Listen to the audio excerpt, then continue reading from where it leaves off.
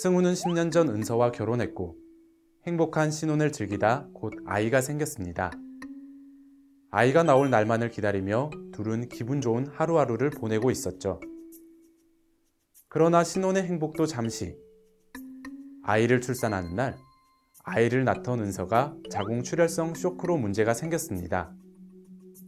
아이는 건강하게 태어났지만 은서는 목숨만 간직한 채 식물인간이 되어버렸죠.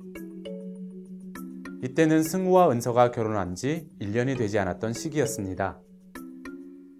승우는 직장도 휴직하고 지극정성으로 은서를 간병했지만 은서의 상태는 여전히 나아질 기미가 보이지 않았습니다. 그렇게 10년의 세월이 흘렀고 너무 힘들었던 승우는 이혼 소송을 제기하기로 마음먹습니다. 이런 경우 식물인간인 아내와 이혼이 가능할까요? 혼인이 당사자 간 의사로 정하는 것처럼 이혼을 할 때도 협의 이혼이든 재판상 이혼이든 당사자의 의사 능력이 필요합니다. 그런데 당사자가 의사 표현이 어렵다면 어떻게 될까요? 오늘 사례처럼 정상적인 의사 표현이 어려운 식물인간인 경우가 바로 그것인데요. 정상적인 부부로서의 관계를 유지하기가 힘든 상황. 이혼에도 협의가 필요한 부부 사이, 식물인간이 된 배우자와 이혼을 할 수 있는지 알아봤습니다.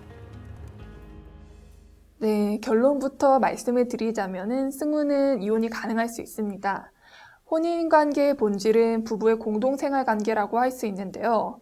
이러한 부부의 공동생활관계가 회복할 수 없을 정도로 파탄이 됐고 그 혼인생활의 계속을 강제하는 것이 일방 배우자에게 참을 수 없는 고통이 될 경우에는 민법 제840조 6호 소정에 혼인을 계속하기 어려운 중대한 사유가 있을 때 라는 재판상 이혼 사유가 될 수 있습니다.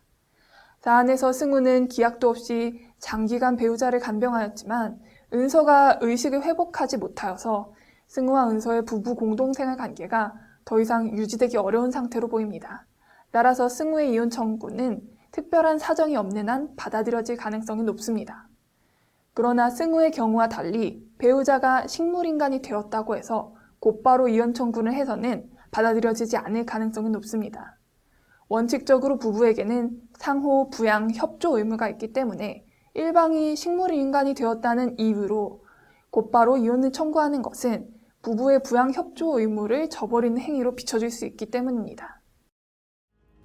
이와 비슷한 맥락으로 최근에는 치매로 인해서 이혼 소송을 하는 경우들이 있다고 하는데요. 오늘 사례와 마찬가지로 치매로 인해 본인의 생활이 피폐해지게 되는 등 조건이 충족된다면 이혼 청구가 가능하다고 합니다. 누군가는 이런 소송이 냉정하다고 할 수 있습니다.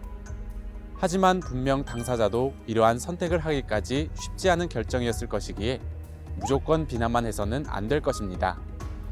지금까지 사례로 알아본 생활법률이었습니다.